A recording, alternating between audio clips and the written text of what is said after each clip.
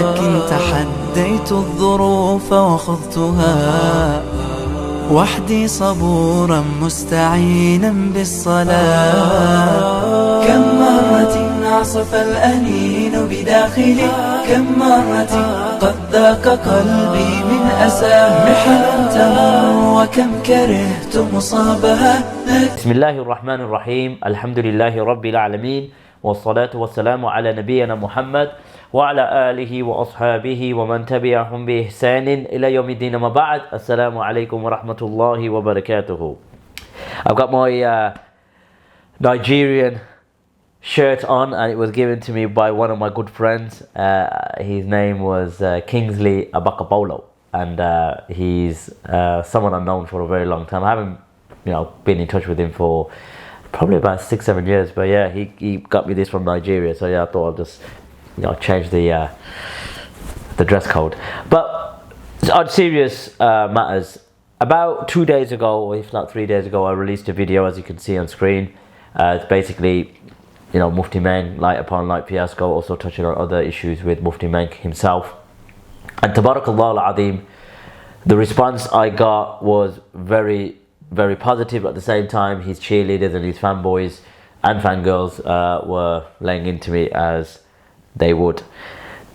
It's emotional, isn't it? Now, someone brought me to the attention of a tweet from Mufti Menk, and it was really disturbing, and I wanted to comment on this because at the end of the day, it's good making feel good posts and speaking in generality, but if you dissect it, it was quite sinister in terms of what he was promoting. So I want to ask Mufti Menk a few questions, because at the end of the day, I can't say this was directed at me, but it's coincidental that I released a video on the 25th.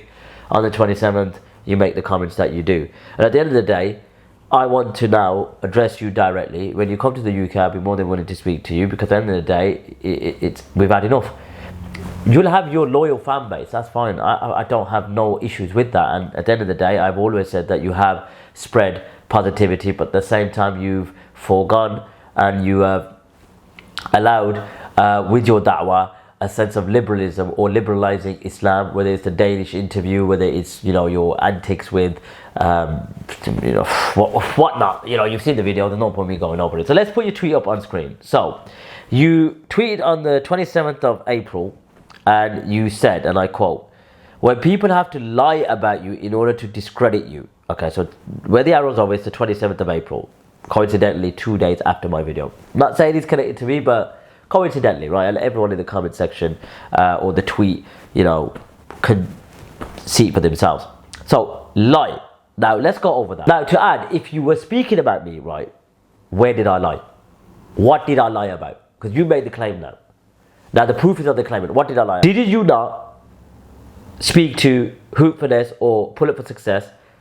And obviously, the WhatsApp conversation hasn't been made public. So, did you say it was okay for him and he's doing nothing wrong and it's not even a disgrace, and what he did was not a transgression or a sin in Islam? Now, if you want to come out and answer that question, because he's come out confirming that you gave him endorsement. Legitimacy is a strong word, so I take that back. I said legitimacy in the video, so I take that back. I apologize for that. You endorsed and gave him reassurance that he did nothing wrong, and you know more about the Syrian conflict because he admitted it. So I'm certain you know more about the Syrian conflict. So did you do that, yes or no? What I claimed, based upon the interactions with Hoop Finesse or Pull Up for Success, is that a lie? So you made the claim. Number two, did you not fly out to Sri Lanka and perform the nikah of pro-Hindutva politicians? And at the end of the day, if you do not know about it, then don't you think you should follow the principle إِذَا هَاكَ فِي نَفْسِكَ شَيْءٌ فَدَعَهُ, that if you have any doubt, you should leave it? So why did you just conveniently rush to fly to Sri Lanka? I'm sure it was a private jet. Number three, didn't you not sit at a iftar when the Zionists went in and desecrated Masjid al-Aqsa? You sat with a pro-Zionist representative in Dubai who are known for the anti-Islamic policies, Bayt al-Ibrahimi and whatnot. Did you not do that? So where have I lied? Where have I lied? Number one. Number two, you said, in order to discredit you, thank the Almighty that He has elevated you and granted you great success. So what do you mean by that? Are you a narcissist, mate? What do you mean by elevating you and grant you great success? So if you're basing it on popularity and views and clout, those who are beneath you, Allah has not then elevated them. So anyone beneath you, Allah has not elevated them and Allah has not given them great success if you use that as the benchmark. Honestly, this narcissism is seeping through, isn't it, Mufti Menk? Let's carry on. So that's general, right? Listen to this. This is where it gets really disturbing. He says, people do that out of jealousy, hatred, ignorance, or simply to gain views and likes. That's quite convenient, isn't it? To put that in there, to gain views and likes. Like I said to you before, I have no issues whether my videos get no views. And if you're saying, and if you're insinuating that my videos don't get as much views as you, nor am I as known as you, that means Allah has elevated you based on that and given you great success, which means that Allah has disgraced me and not given me any success. Is that the benchmark now? Because you be flying out to Srinagar and, you know, flying out to Dubai and enjoying, you know, company of tyrannical regimes, because you're a simp. You're a simp. And we're not going to accept this. Smile and keep moving. So you accuse people of jealousy, hatred. Again, whether you're insinuating myself, I'm not saying you are, but let's just hypothetically put it out there. Jealousy, hatred, and ignorance. My video was full of evidences from the sunnah of the Messenger sallallahu alaihi wasallam, from ahadith, from the aqwal of the ulama, from across the madhab. How's that ignorance? Is that ignorance now? Is that ignorance now? Let me be frank, you're a narcissist. Your fan base are loyal to you and you're not untouchable. Let me break some bad news for you. They are rijal, they are abtal that Allah subhanahu wa ta'ala has nurtured in this religion that will speak up against your liberalization, to speak up against your hypocrisy and your narcissism. Let's call it as it is. I'll call a spade for spade. My channel would never grow as big as yours. Allah knows best, but the chances of probability is that it won't. In fact, I presented evidences for my claims. Al-bayyinatu ala mudda'i. The proof is on the claimant. I proved what I needed to claim. Now you prove what you need to. Where have I lied? Where have I lied? Yes, and people lie and they do that out of jealousy and hatred and they're simply to gain views. So you're referring to the social media side, YouTube or whatnot. When you alluded to this pyramid and those who have the highest clout or following sit on top of the food chain, hence means that, you know, we should be less critical about them. They can also add and say, well, look at their following. Like subhanallah al-azim, it must be that Allah subhanahu wa ta'ala has accepted them and accepted their works. No, it doesn't mean that at all. Deviants have huge followings.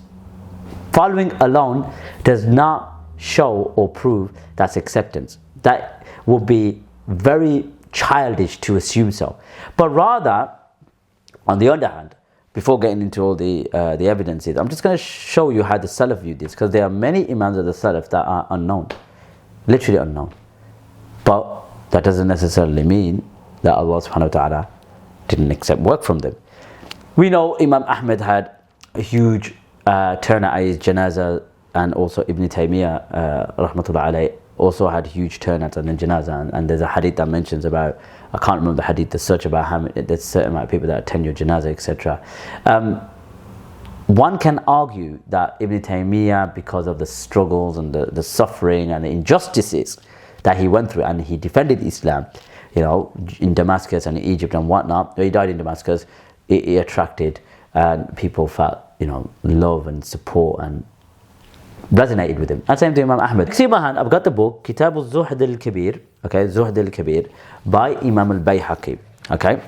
And Imam al-Bayhaqi rahmatullah alayhi presents some athar from the Salaf. Make this quick because I want to get into the video. We have a statement from Fudail, okay, Fudail bin Iyad, and he mentions, if you have the ability to be not known, then do so.